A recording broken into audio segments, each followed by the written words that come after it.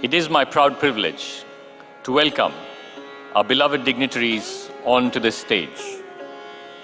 I request our beloved President, United Economic Forum, founder, Coastal Energen Coal and Oil Group, Mr. Ahmed Buhari, to invite our Honorable Chief Guest, Dr. Palanivel Thiaga sir, Honorable Minister for IT and Digital Services, Government of Tamil Nadu. Sir, can I request him to escort our Honorable Chief Guest on stage, please? I also request our other dignitaries to join them on stage. Padma Shri Mecca Rafeeque Ahmed Sahib, Chairman, Farida Group.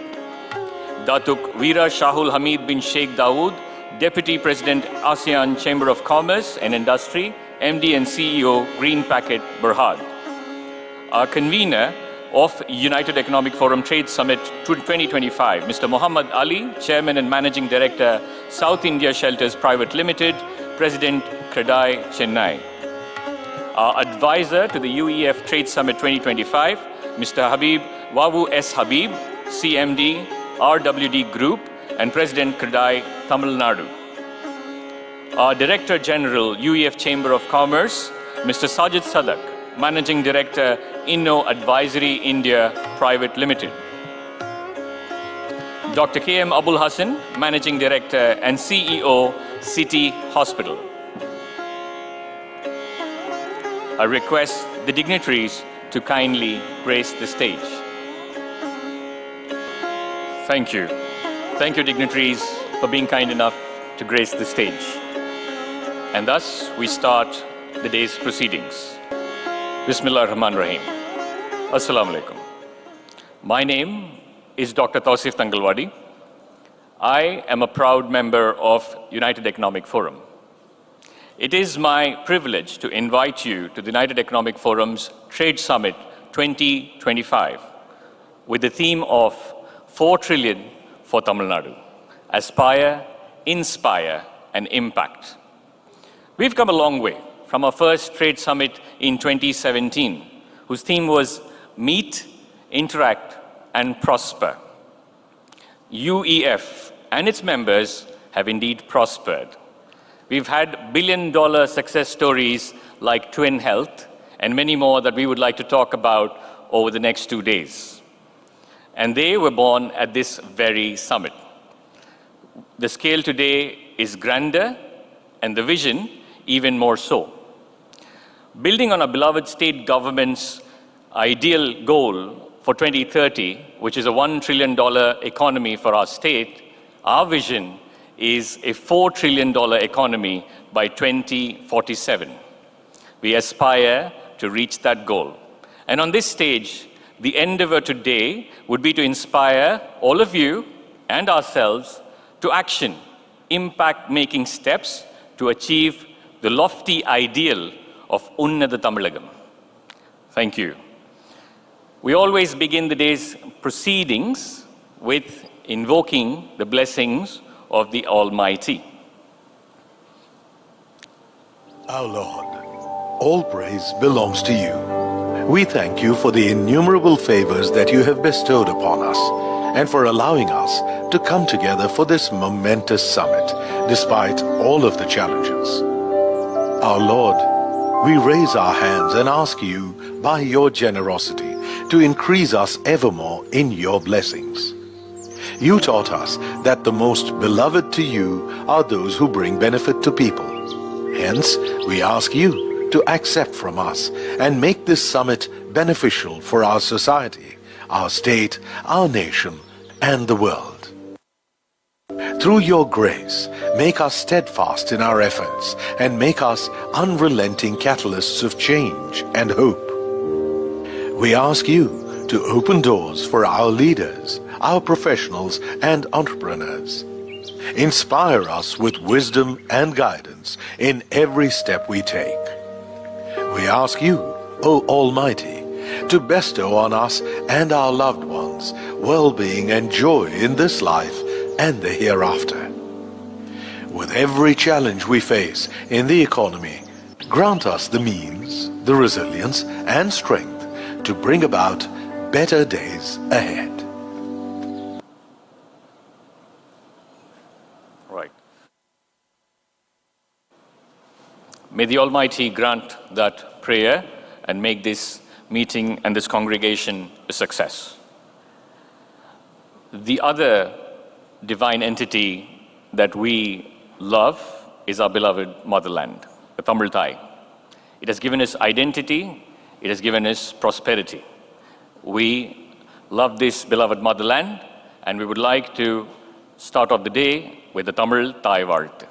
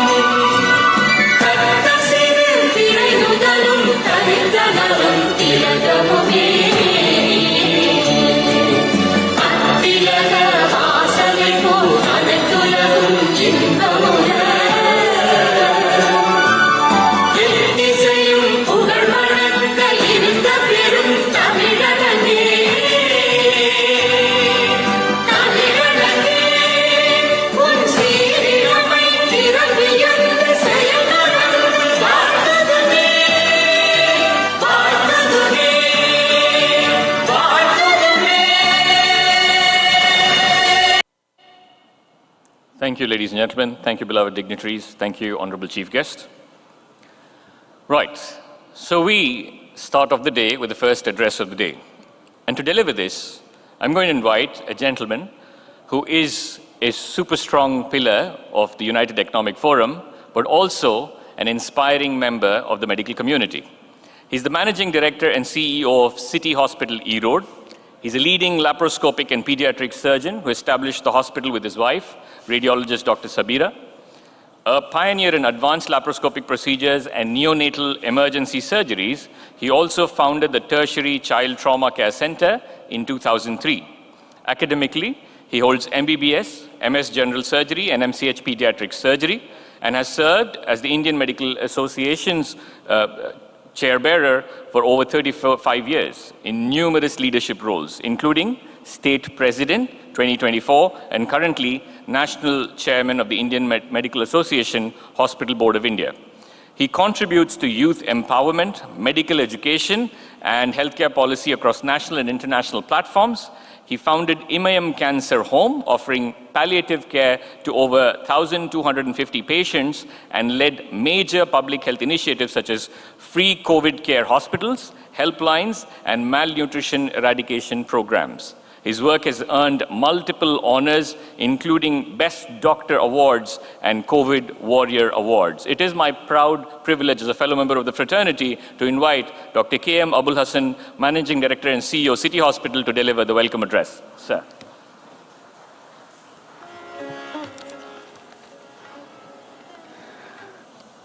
Thank you, Dr. Tausif. Bismillahirrahmanirrahim. Assalamu alaikum. Vanakkam. Good morning to all of you. We had seen a wonderful inauguration of this summit. All the efforts put in by the organizing committee become visible, perceptible, and all of you must recognize this. I wish all of you to give a thunderous, positive applause for our organizing committee. Thank you very much. It is with immense pride, profound respect, and deep personal pleasure that I stand before you on behalf of the organizing committee of TS 2025 to extend a truly heartfelt and formal welcome to this momentous occasion. We welcome all the distinguished dignitaries, our visionary invited speakers, and all delegates and participants. The synergy we feel in this room is palpable.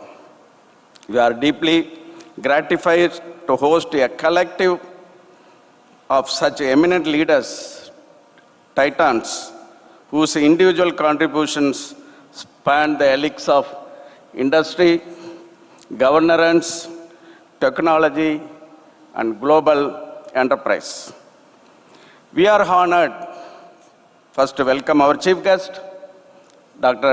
Palanivel Thiaga, Honorable Minister of IT and Digital Services, Government of Tamil Nadu, whose principled and reform-oriented leadership has propelled Tamil Nadu's digital governance and technology ecosystem to greater heights.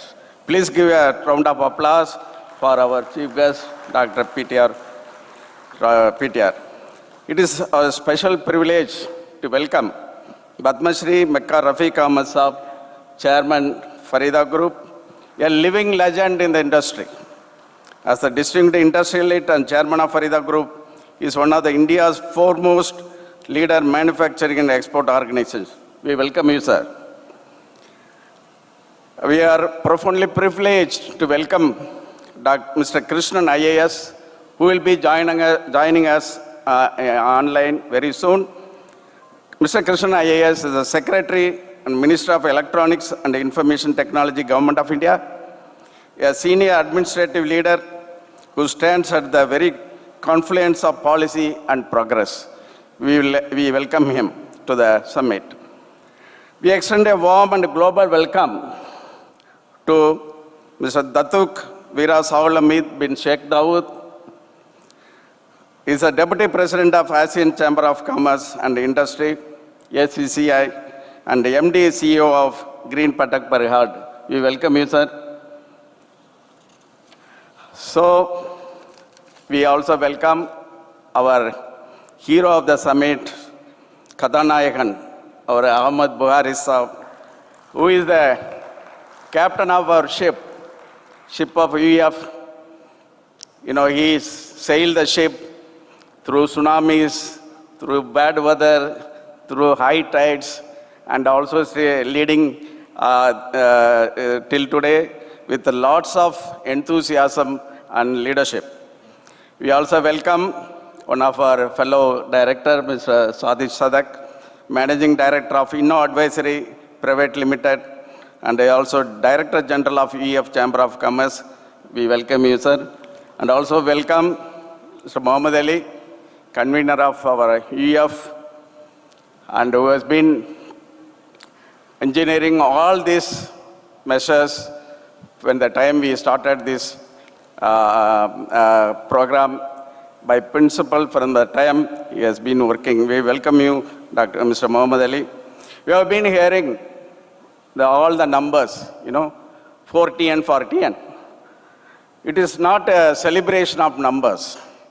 This summit is an essential step towards turning that aspiration of 4 trillion TN into a measurable, attainable reality, right? You can ask me what is the roadmap for attaining this 4 TN for TN. That is our theme of this. If you see the theme of this trade summit, aspire, inspire, impact. Aspire, what do you mean? We envision a balanced economic landscape where each of Tamil Nadu's 4 regions, west, east, north and south, evolves as each $1 trillion cluster.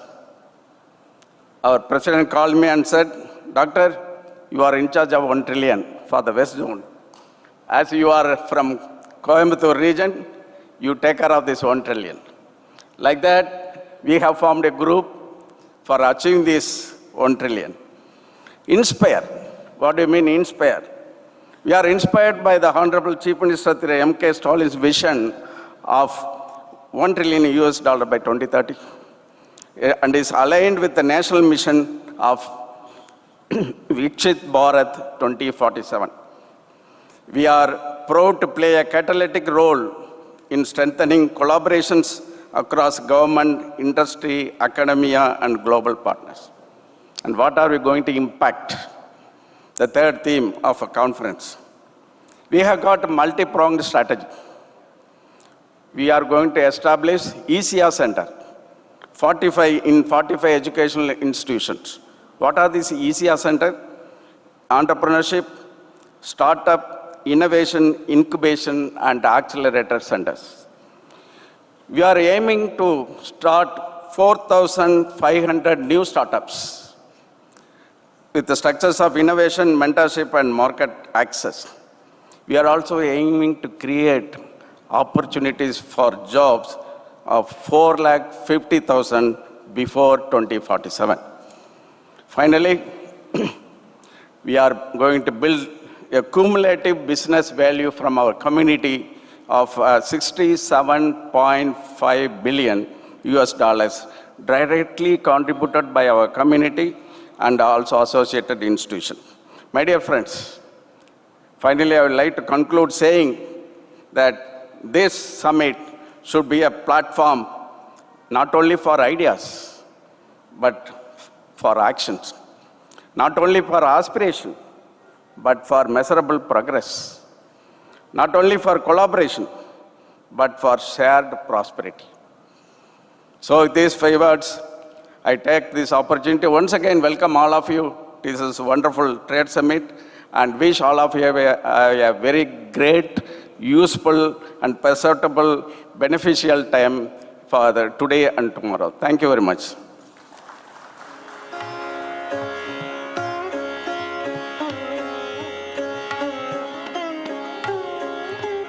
Thank you, sir, for your inspiring welcome address and also for taking on the responsibility of, was it 1 trillion or 1 billion? 1 trillion, all right, sir. Maybe I'll take it for Hyderabad. All right, so from one inspiration from my fraternity to one inspiration from my hometown. I'm a small town boy coming from the leather belt of Tamil Nadu, Ambur and Vaniambari. But we've had some amazing leading lights, and it's my proud privilege to welcome our guest of honor, Mr. Mecca Rafeeque Ahmed. He's a Padma Shri awardee 2011, recognized for outstanding achievements in trade and commerce, currently holds several prominent positions. He serves as president of the All India Skin and Hide Tanners and Merchants Association, leading national innovation and sustainable practices in the leather industry. As president of the Ambur Economic Development Organization, he drives industrial and economic development in Ambur, and as president of the Ambur Muslim Educational Society, he promotes quality education and community welfare, and president of the Tamil Nadu Hajj Service Society, overseeing pilgrimage arrangements and welfare for Tamil Nadu pilgrims. Earlier, Mr. Rafeeque Ahmed contributed significantly to trade and commerce through several distinguished roles. He served 2 terms as president of the Federation of Indian Export Organizations, promoting Indian exports under the Ministry of Commerce and Industry. As chairman of the Council for Leather Exports, New Delhi, he served 4 terms and led India's leather export growth. He chaired the Tamil Nadu State Council of FICCI from 2003 to 2015, advancing trade, policy advocacy, industrial growth. He also served as the director of ECGC Limited, strengthening export credit insurance systems, and as a member of the Board of Trade, Government of India, enhancing national export competitiveness. Additionally, he was past president of Anjuman-e-Himayat for over 10 years, supporting welfare initiatives for orphans and the underprivileged. And yes, it is an incredible privilege for us to have Shri Padma Shri Mecca Rafeeque Ahmed Sahib, Chairman Farida Group, as our guest of honor. Request you to address the gathering, sir. Big round of applause, ladies and gentlemen.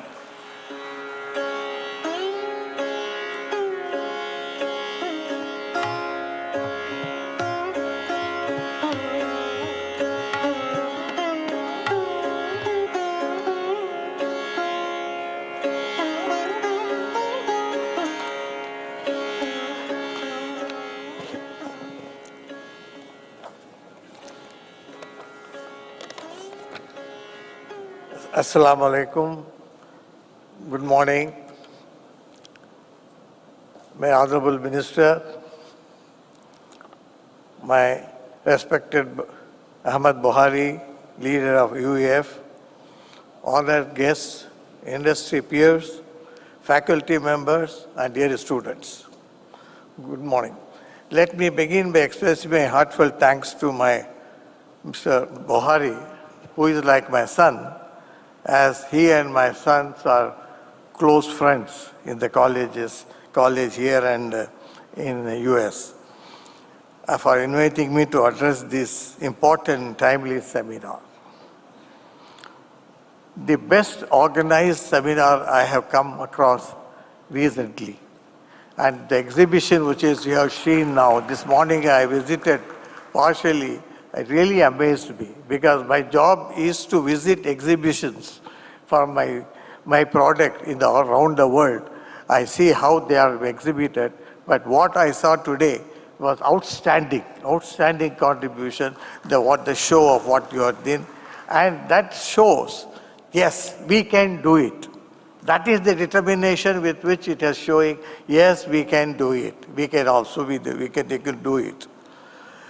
Platforms like this are essential to understand how Tamil Nadu became India's second largest state economy and how we can sustain this momentum.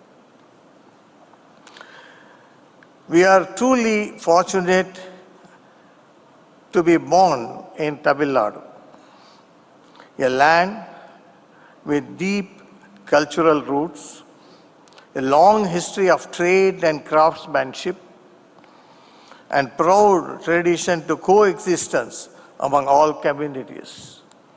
The social stability has played a silent but powerful role in economic growth. I would like to say about the leather industry, a historic economic pillar. The leather industry is inseparable from Tamil Nadu's industrial history. Nearly a century ago, when export options were limited, leather was among the very few commodities exported from the state. It created early exposure to international quality standards, compliance, foreign exchange earnings. My company, as a Farida group, what we call that company, our Farida group journey spans to 65 years. We started with tanned leather and gradually evolved into global footwear and manufacturing company. Over 6 decades, we aligned ourselves with changing fashion trends, technology upgrade, and global buyer expectations. Today, we employ more than 20,000 people, the majority of being women. And our factories operate at world-class standard, supported by progressive technology and skilled manpower. The leather and footwear industry provides maximum employment in our Vellore, Ranipet and Tirupattur district, making it a key driver of rural industrialization. One major challenge in the rural place where we are, semi-urban area, has been attracting high qualified technicians and managers. We, Farida, as a company, adopted different strategy. We selected intelligent, street-smart youth with limited academic background. We trained them extensively in quality system, machine operations, planning and inventory control, and production management. Many of them were groomed into merchandisers, confidently dealing with foreign buyers and global brands. That is the way we felt that there are lot numbers of people who have not done the good qualification in school. They cannot go into the blue-collar job, but they are left alone. That has to be taken care. Today, we have thousands, not only 100, but thousands of them employed in our place in a very dignified, in a very good manner. And in fact, some of more than 2 dozen of our type of these boys are working in abroad, in China, in Bangladesh, in Indonesia, and many countries. We were able to send them there.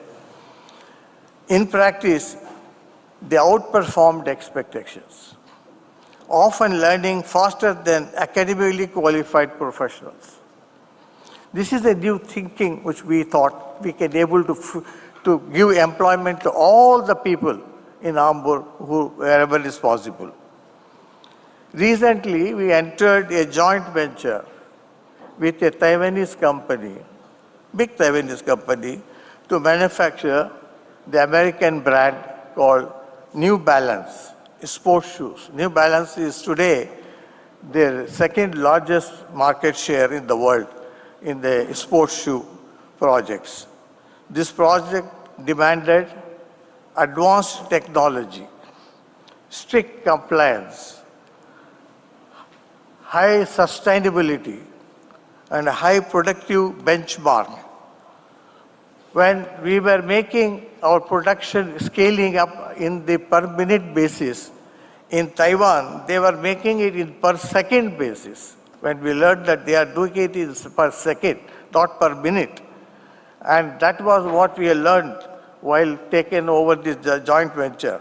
While partner initially preferred high qualified technicians, we proposed our local talent training model.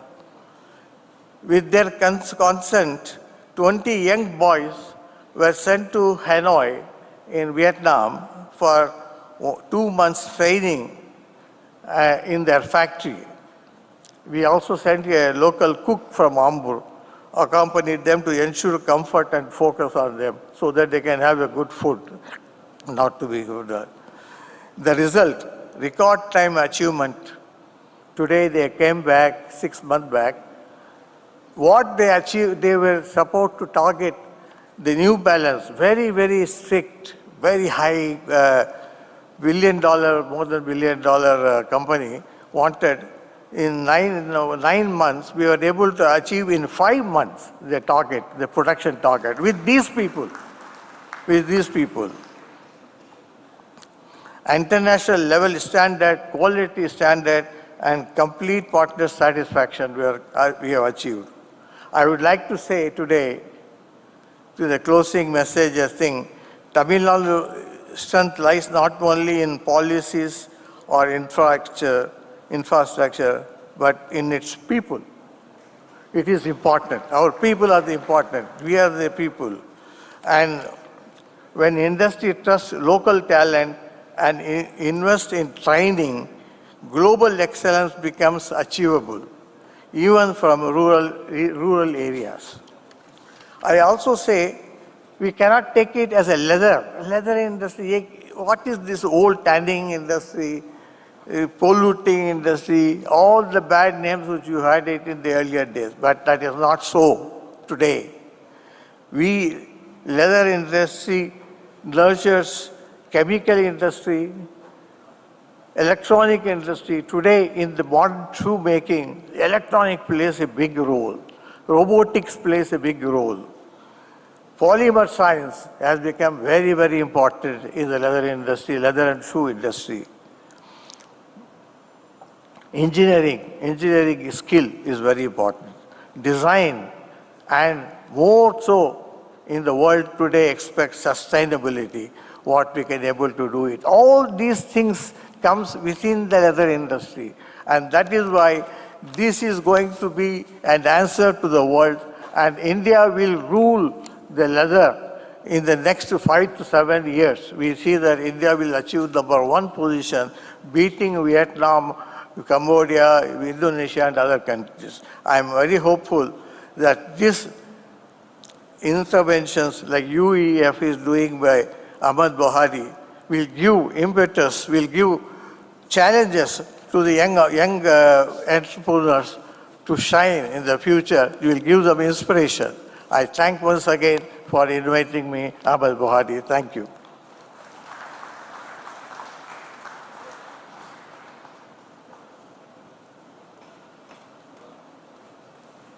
As always, it is an inspiration to hear you, sir, and you are indeed a valuable member of our community and a leading light that we all look up to. Thank you, sir.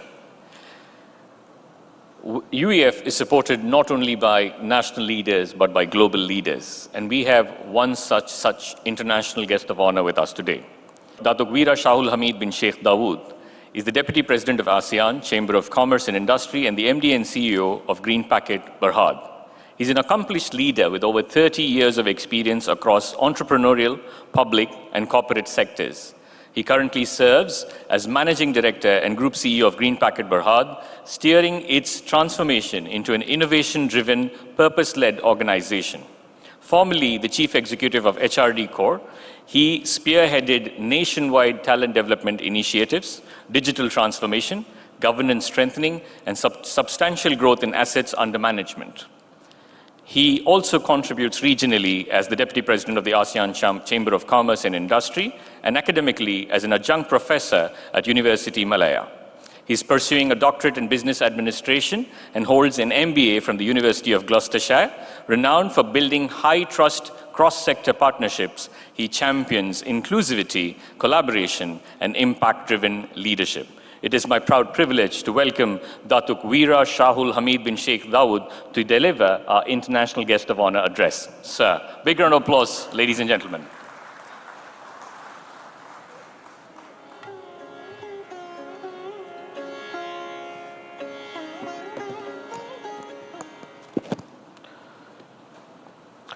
Bismillahir Rahmanir Rahim. A very good morning to all the dignitaries who are gathered here this morning for the United Economic Forum 2025. Thank you, Master of Ceremony, for the great introduction. First and foremost, I want to say a special thanks to our brother, always a family, Brother Ahmed Buhari, for giving me the opportunity to come and speak today and to be part of UEF. I also want to convey my special thanks from the ASEAN Chamber of Commerce, also from the Malaysia Indian Muslim Chamber of Commerce, for always making sure that inclusivity is taken care, and this UEF is just not only for people in Tamil Nadu, it has also been extended outside Tamil Nadu. Thank you, sir, and I'm sure that you will continue to do this in the near future as well. I just want to recall my memory of attending a UEF, if I'm not mistaken, 10 years ago, and Malaysia had the largest delegate for UEF when it was in 2015. And I cannot believe in 10 years' time, UEF have grown so big, but that shouldn't be a surprise when anything that is associated with Ahmed Buhari, nothing comes small. It's always bigger, bolder, and better in the near future. And please give a big round of applause for driving this.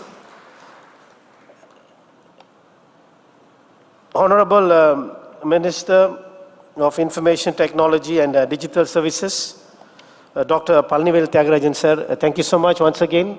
It is always a pleasure to catch up with you. I had the opportunity of visiting Honorable Minister in his good office when my Minister, Datuk Shri Saravanan, Human Resource Minister, we had a courtesy visit.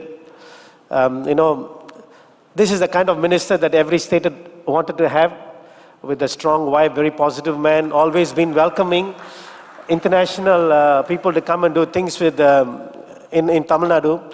I just had a 1-minute chat with the Honorable Minister just now, because I'm not only the Deputy President of ASEAN Chamber of Commerce, I head one of the largest fintech company in Malaysia. We are the largest fintech company driving the payment gateway and e-wallet services in Malaysia. I just had a quick chat and I said, the Minister, sir, most probably we'll be considering Trichy or Coimbatore to house our development office in 2026 in Tamil Nadu. The immediate response from the Minister was, why not you consider Madurai? This is the kind of Minister that every state would like to have, and very friendly and easy approachable. Certainly, sir, with your, welcome, I think we will consider Madurai to house of development. Ladies and gentlemen, I think, UEF is one of the platforms that everybody globally look out for today. And we can see only Ahmed Buhari has this kind of guts and drive that can take nothing in billions, only in trillions these days. You know, when I came in yesterday, I was seeing the setup and I saw 4TN for 4TN. It took some time for me to understand what does it mean 4TN for 4TN. Then this morning I got the answer for it, 4 trillion for Tamil Nadu. So I think Ahmed Bhai, 4 trillion is very challenging, but you have taken the task, you have taken the challenge. But I just wanted to offer that ASEAN is a 700 million population, and ASEAN is one of the 5th largest. If you put ASEAN as one single country, this is the 5th largest economy in the world with an annual growth of 5% every year. I'm certain that UEF collaborating things together with ASEAN in the near future, that we could do wonderful things, as ASEAN is the powerhouse of manufacturing and services.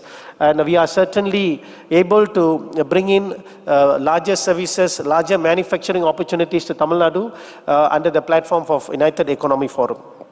Ladies and gentlemen, Malaysia is a 34 million population, and we are one of the largest, we are one of the friendliest nation in ASEAN when it comes to foreign investment.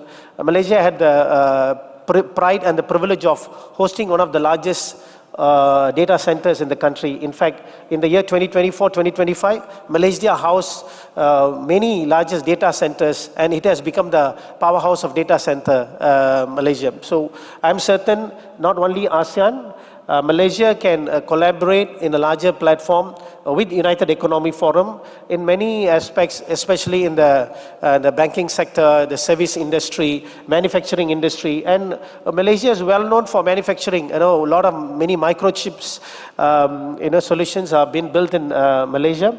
We are certainly happy to collaborate that in United Economic Forum as well. And ASEAN, MIMCON, Malaysian Indian Muslim Chamber of Commerce, which has close to 44 sectors of members with almost 200 members in Malaysian Indian Muslim Chamber of Commerce, is also privileged to be a part of UEF partner, and we will continue to work together with UEF.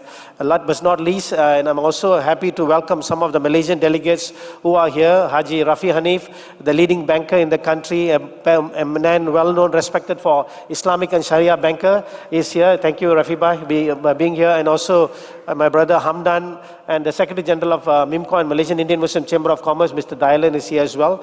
So once again, Buhari Bhai, thank you so much for having us.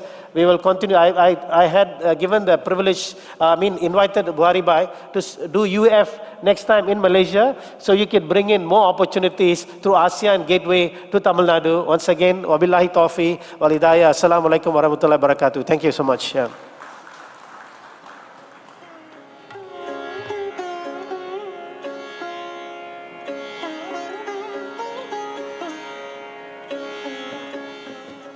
A tall leader indeed. Sir, thank you so much for being kind enough to offer UEF the bridge towards ASEAN and more. Thank you. Pleasure, sir. Yes, our beloved honorable chief guest is on the clock and has many more important gatherings to attend. So without any further ado, I would request sir to kindly felicitate our guests of honor and do the honor, sir. First and foremost, Padma Shri Mecca Rafeeque Ahmed Sahib, Chairman Farida Group.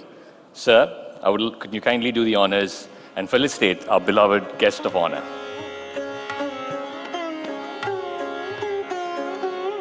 Ladies and gentlemen, a big round of applause, please, for these honored dignitaries. It's our privilege to indeed have them here with us today. They are very, very tall leaders of our community and strong supporters of our growth. Thank you. Datuk Wira Shahul Hameed bin Sheikh Dawood, Deputy President ASEAN, Chamber of Commerce and Industry. Sir, I request you to felicitate our international guest of honor.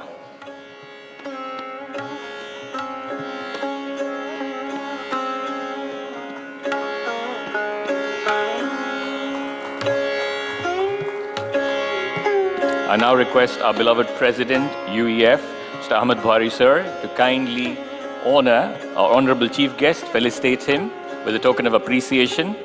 Our beloved chief guest, Dr. Palanivel Thiaga Rajan, Honorable Minister for IT and Digital Services, Government of Tamil Nadu. Big round of applause, ladies and gentlemen.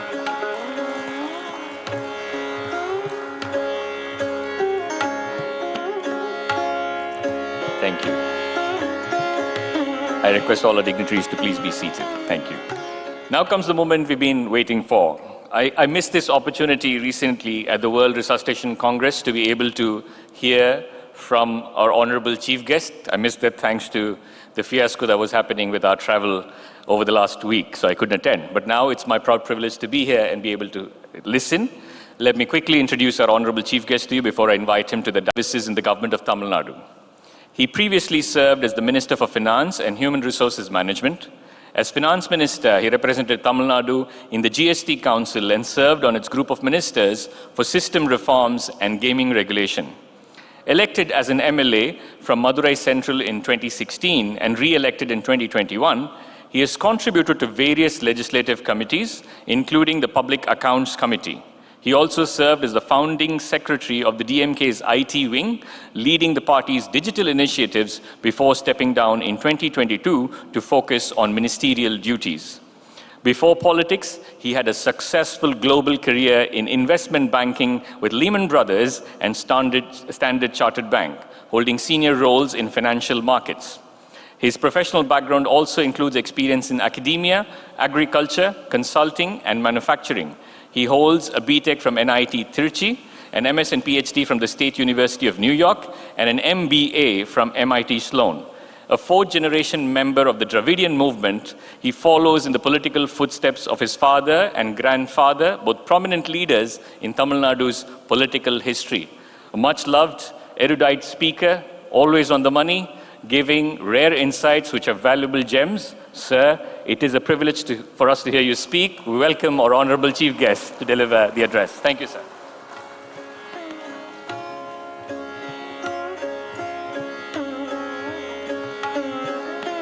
Thank you very much for that wonderful introduction. I hope I will have enough to add of insight after listening to such wonderful speeches already this morning.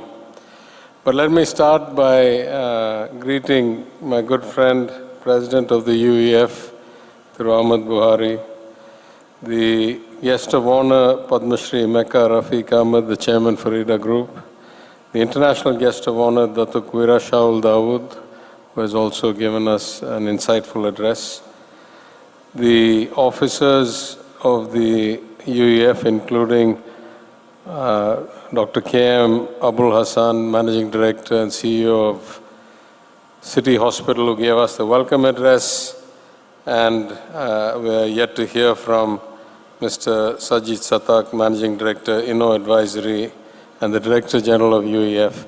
And last but not least, my former colleague in the Finance Ministry of Tamil Nadu, the current Union Secretary for the Ministry of Electronics and Information Technology through S. Krishnan, and of course, the many dignitaries on and off the dais.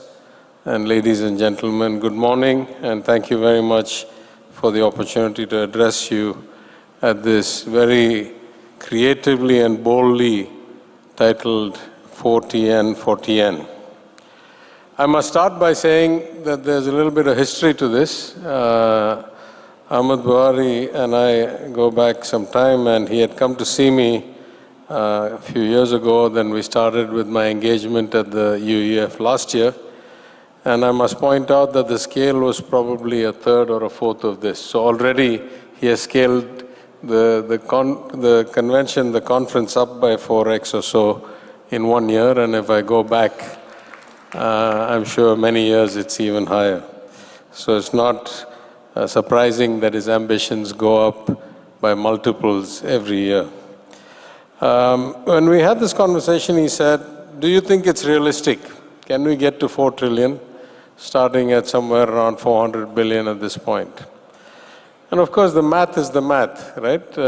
Mathematically, as I'm sure has been mentioned many times, what is required is all else equal, because when you set goals in dollars, you also have to worry about foreign exchange rates, relative inflation, global patterns out of your control. But all else equal, it's a growth rate, real growth rate of about 9% a year. Now that's an enviable target. It's not an easily achievable target, but it is very clearly a doable target. And if we just take two instances, which is in the last year, Tamil Nadu has grown at 11.19% real growth. More importantly, if you go back to 2006 to 11, when we had a DMK government, despite the global financial crisis, the compound annual growth rate for those 5 years was slightly north of 10%. So mathematically speaking, 9% is easily achievable.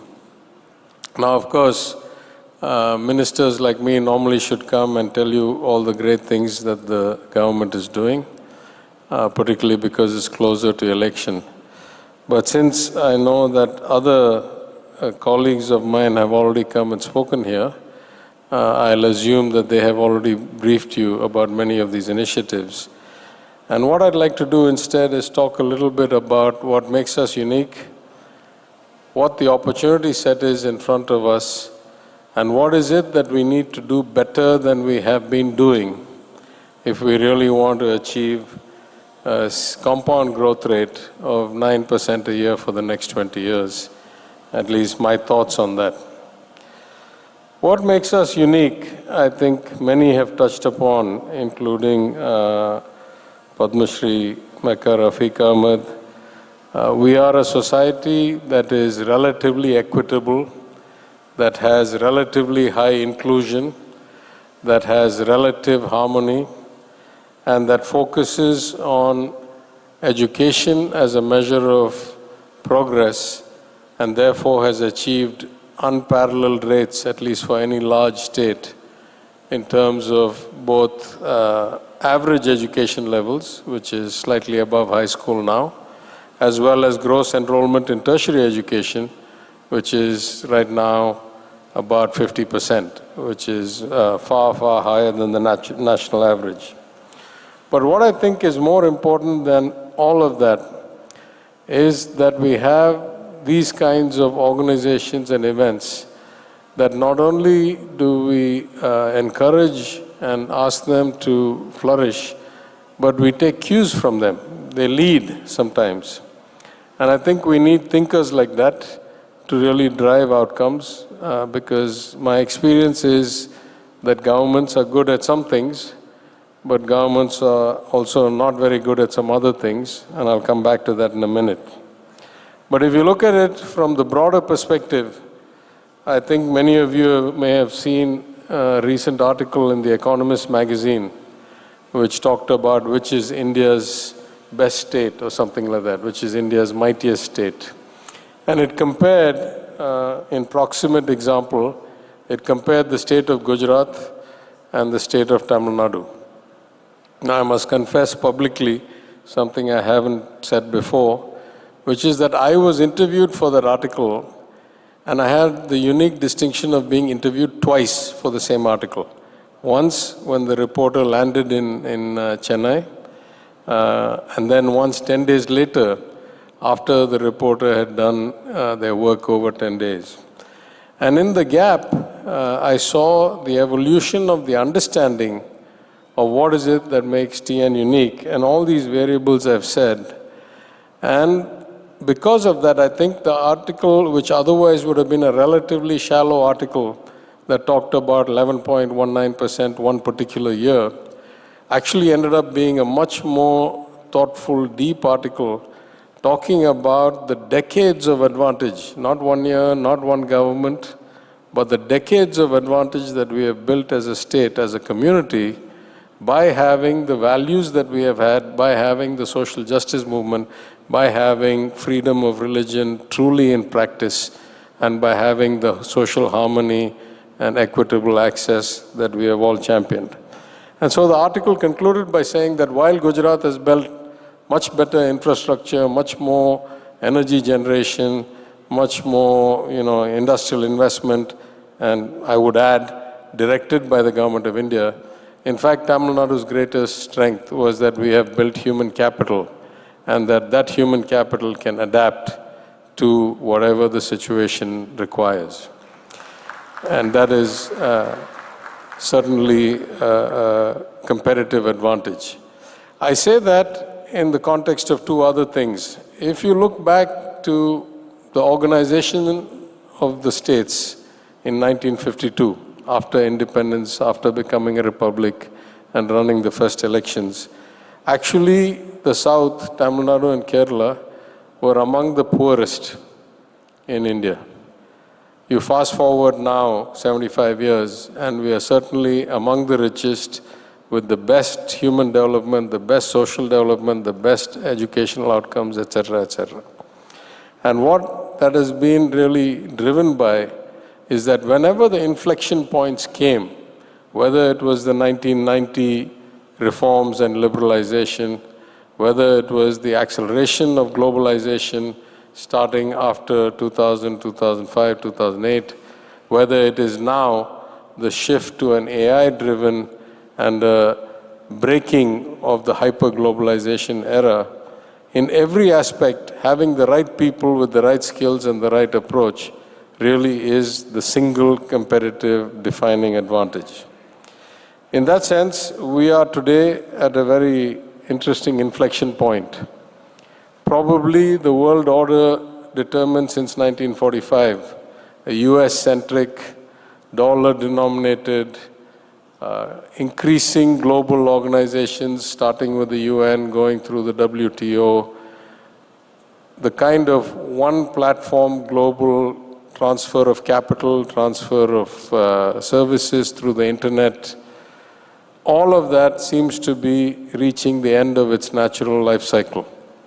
We are in an increasingly fractured world. Trade agreements are breaking down, trade barriers are being put up. The WTO's once supreme diktat power no longer seems to hold.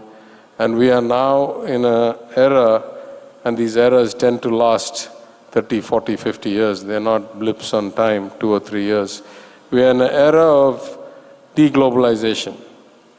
We must remember that globalization is not secular, it's not asymptotic, it doesn't always increase. If you look at the history of civilization, the era of the great Roman Empire was one of great globalization.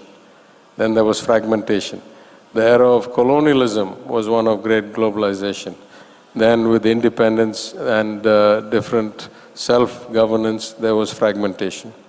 The era of post-war and post-Bretton Woods and post-UN was an era of increasing globalization, particularly post-WTO.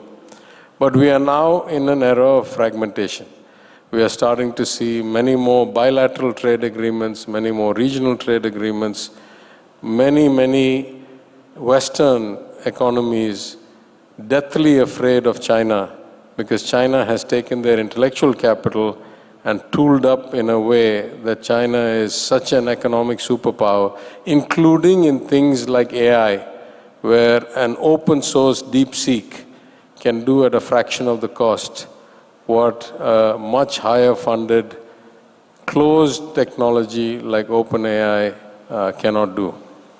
And so in this era, we need to really think about what is it that we should focus on that gets us to the 9% real CAGR that will take us to 4 trillion.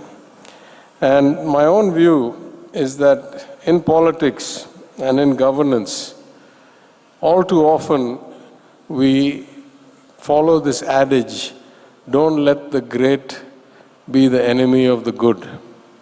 Very often we do things that are incremental, that are in keeping with the status quo, in kicking the can down the road. Big problems are not addressed, like debt ratios, so forth. And sooner or later they become crises, and only then they start getting addressed.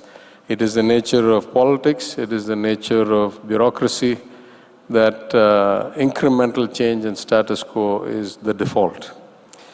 But I think in this era, when we have 2 or 3 great advantages, we have phenomenal advantages. The prime example is that Tamil Nadu's manufactured electronics goods export has gone up more than 700% in less than 4 years. Now, as brilliant as we say we are, or we'd like to think we are, surely there are global trends that are driving the shift away from China that we are benefiting from. But this is just the beginning. This is not a one-year trend. This is not a three-year trend. This is not a five-year trend. This is going to be a two-decade trend, much like the rise of China was a three-decade trend. So what we need to think about is there is going to be huge global opportunity that arises from the end of an era that was 1990 to 2020, let's say 23 era, COVID, from 1990 to COVID. And now we have a new era where the world is looking for great alternatives in great scale, and we need to benefit from it. The second is that the demographics of the world have reached a very clear inflection point. At this point, roughly 1 in 6 human beings alive is of Indian origin. That's a remarkable number. Just think about in the history of civilization when the last time that was. If you take out the aging populations of the West, of China, where the population has been decreasing, the gross population has been decreasing 2 to 3 million a year for the last few years because of the decades of one-child policy. Then you say that of the working age population, roughly 1 in 5 people is Indian, of Indian origin somewhere in the world. Now you take out those parts of Africa where there are high birth rates, but they don't have access to basic nutrition or basic education, and therefore the likelihood that they will become productive members of society in any globally competitive or regionally competitive or free trade within any kind of small bloc or large bloc is very low. Therefore, of the realistic workforce of the world for the next 20 years, for the next generation, roughly 25% is going to be Indian. And in that, Tamil Nadu is going to have hugely outsized proportion of the skilled workforce. These are the two biggest variables in our favor. They are macro trends that we cannot engineer, we cannot take credit for, but as they say in the markets, timing is everything. In this juncture, when we are with this huge resource of young people and when the world is coming our way, we have to be with foresight, we have to be visionary, we have to be disruptive, we have to think long term. And that is the only way we can get to see 2 or 3 decades of 9% real growth and get to 4 trillion for Tamil Nadu. And what that will require, I think, in my humble view, first is to profoundly rethink the nature of education and the delivery of education in an era, in an age where machines will be able to do a lot of things, white-collar jobs, a lot of clerical things, a lot of mundane things, a lot of programming things that used to be done by human beings.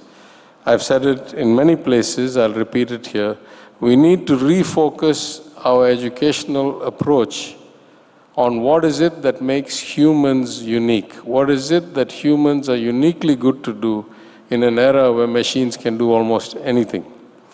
And I often give the analogy that in the next 20 years, the world of technology, AI, software is going to become what has happened in the last 20 years in manufacturing. I used to be a consultant in the manufacturing sector in the United States, let's say late 80s to early 2000s. We saw automation coming. We knew it was going to happen. We saw jobs go down. We saw wages go down.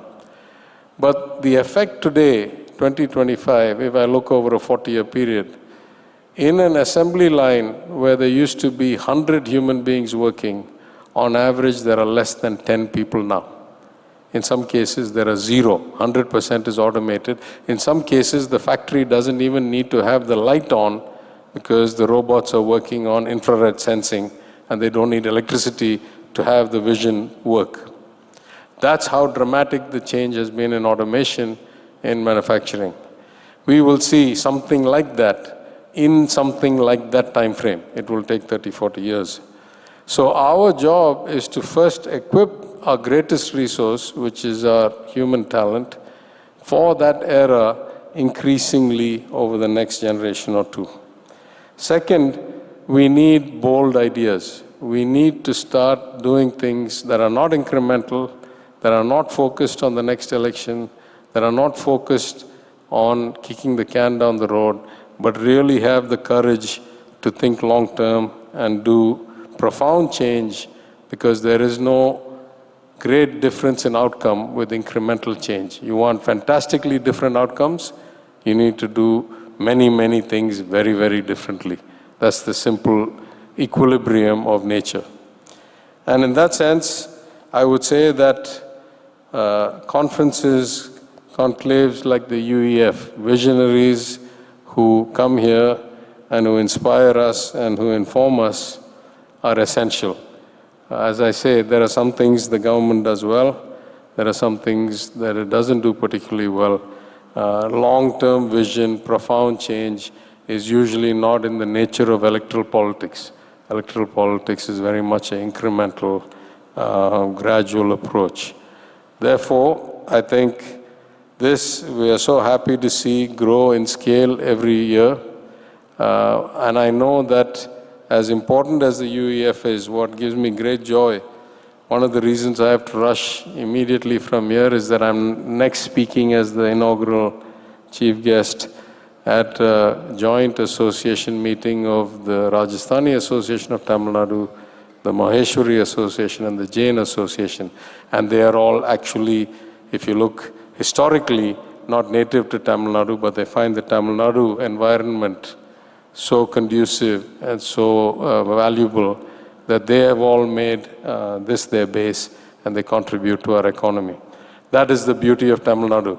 We welcome all people of all faiths, of all backgrounds, and we all want to live harmoniously together. And as I repeat the thoughts of some of my earlier speakers, that plus our human capital will be the basis if we can seize the day, if we can make profound change, if we can focus on reimagining the education of our youth, then I genuinely believe that we are well within reach of 4TN in 2047. Thank you very much for inviting me.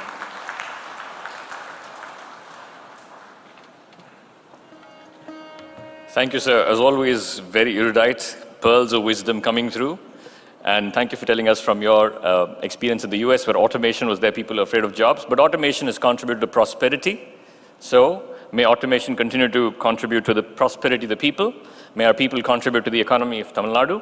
And may Tamil Nadu's economy contribute to the national stage as well as the global stage. Thank you. Sir, before we allow you to leave, if I can say that. But before we let you go on and do the other duties that you have been asked to, we request you to do one small favor for us. We would like to request you to unveil the launch of our startup pavilion of the Crescent Innovation and Incubation Council. I request the CIIC team to please join us on stage for the unveiling of the startup pavilion. I believe the chairman is here of the CIIC, as well as his team.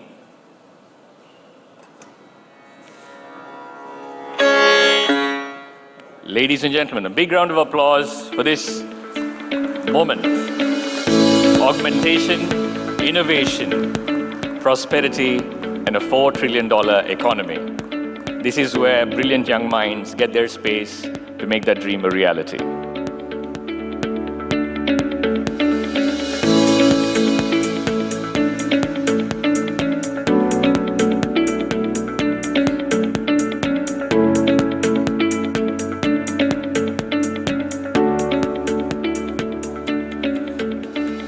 Right, we have another special address coming up. This is from an esteemed member of our community who has reached great heights. He's none other than advocate and former Minister of External Affairs, Government of India, Mr. Salman Khurshid Sahib. So we have a video message that we would like to play from Mr. Salman Khurshid. Good morning, good day to everyone. Assalamu alaikum. This is a great privilege to be able to send a message to the meeting of the UEF established in 1979 by our very beloved, late lamented Dr. B.S. Abdul Rahman Sahab, who was indeed a person who could be described only as a compassionate visionary. And for his progeny to continue along that path, but add the remarkable element of harnessing technology, harnessing commercial wisdom to work for the community, and particularly those who are disadvantaged and vulnerable, and yet at the same time reach the cutting edge of performance is something that calls for great admiration and applause. And allow me to do so today. I believe the UEF's vision to bring together inspirational and a formidable contribution for the development of our state, the nation, and of course beyond. And in this context, I understand 4 international summits with over 10,000 delegates have been held, and now this particular summit at which, sadly, I cannot be present because of preoccupations in Delhi. I was looking forward to it. Unfortunately, it couldn't happen. But I promise that on another occasion, I shall certainly make sure that I partake of this wonderful, wonderful experience. Meanwhile, the dream that you have of strengthening India's economy, and towards that, strengthening the economy of Tamil Nadu, the state to which you all belong, or many of you belong, is a remarkable commitment. In line of supporting the Tamil Nadu 1 trillion economy, which would be a major contribution to Viksit Bharat, is something that I commend you, and I congratulate you for having come together on this remarkable enterprise. Good luck to all of you, and hope that you bring success to yourself, to the state, and to the country. Thank you very much. Thank you, sir. Also, we have supporters coming in from everywhere, but we have one special supporter who's been kind enough to grace the occasion. We have our sitting member of the Tamil Nadu Legislative Assembly for Velachery, Chennai, Thiru JMH Asan Maulana, with us here today. Thank you so much for joining us, sir. He, of course, serves as MLA for Velachery, has held leadership positions in the youth political bodies, including President of the Tamil Nadu Youth Congress, and he's also associated with roles such as Chief Whip, and is active within the Congress Party's organizational structures, a second-generation young leader, and we are thankful to have him here. Thank you so much, sir, for coming and gracing the occasion. Thank you. Well, now it's time to hear from our beloved Director General of the UEF. With over 3 decades of international entrepreneurial experience, our Director General has been active in a spectrum of roles in the built environment sector, from fund management to real estate development, from infrastructure to renewable energy, actively engaged in driving innovation and technology with a strong emphasis on smart infrastructure and urban sustainability. Mr. Sajid Sadak is passionate about bridging academia, industry, and technology for positive societal and environmental impact. And I can personally say that anybody who needs his advice or support or help, he's always available and approachable. So I welcome Mr. Sajid Sadak, Managing Director, Inno Advisory India Private Limited, and Director General, UEF Chamber of Commerce, to deliver the vote of thanks. Ladies and gentlemen, a big round of applause, please.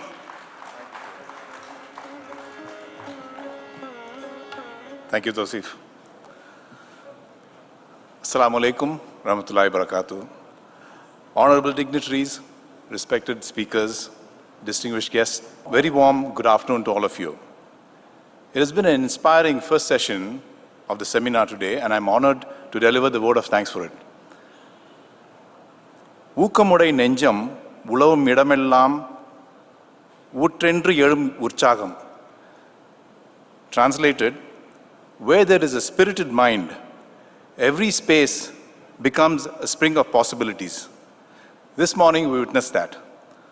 Acknowledging our speakers, we began with a warm welcome from our board member, dear Dr. Abul Hasan, whose words reminded us that every successful enterprise is ultimately rooted in compassion and community service. We are privileged to have among us today Dr. Palanivel Thiaga, Honorary Minister for IT and Digital Services, Government of Tamil Nadu. His clarity, his data-driven thinking, and his vision for Tamil Nadu's economic future elevate every conversation he enters. His message this morning reminded us that Tamil Nadu is not just growing, it's leading. We are deeply honored by the presence of Padma Shri Janab Mecca Rafeeque Ahmed Sahib, a distinguished industry leader whose journey continues to inspire entrepreneurs across the state as well as across the whole of India. His remarks reaffirm that the values and visions we must walk hand in hand in business. Our international guest of honor, Datuk, Wira, Shahul, Hameed bin Sheikh Dawood, brought a global perspective rooted in decades of enterprise across continents. His presence today symbolizes the lasting bridge between Malaysia and Tamil Nadu, where he has his ancestral roots. He too has been a keen supporter of UEF since more than a decade. His presence here reminds us that partnerships, not just transactions, they are shared journeys. A moment of gratitude to all our distinguished guests. Thank you for gracing us at this summit with your wisdom, your time, your commitment to strengthening our economic ecosystem. I also thank the other members of the dais who are present with us today. This session reinforced three powerful messages. Tamil Nadu stands on the threshold of an unprecedented economic opportunity. UEF is committed to being a bridge between industry and innovation, between global partners and local potential. Entrepreneurship is no longer just a career path. It is the engine that will shape the future of our community and our nation. And as the saying goes, the future is not something we enter, it is something we create. And today, each of our speakers reminded us of the responsibility and the excitement of being co-creators of the future. நாம் சேர்ந்து உருவாக்கும் வாய்ப்புகள் தான் நாளைய தலைமுறைக்கு நாம் விடும் பெருமுதலீடு. As we move into the next session of the summit, let us carry forward the energy, clarity, and purpose that was ignited this morning. On behalf of United Economic Forum and UEF Chamber of Commerce, I once again thank each one of you here for being part of this very important session. May the summit spark new collaborations, bold ideas, and lasting impact. Thank you.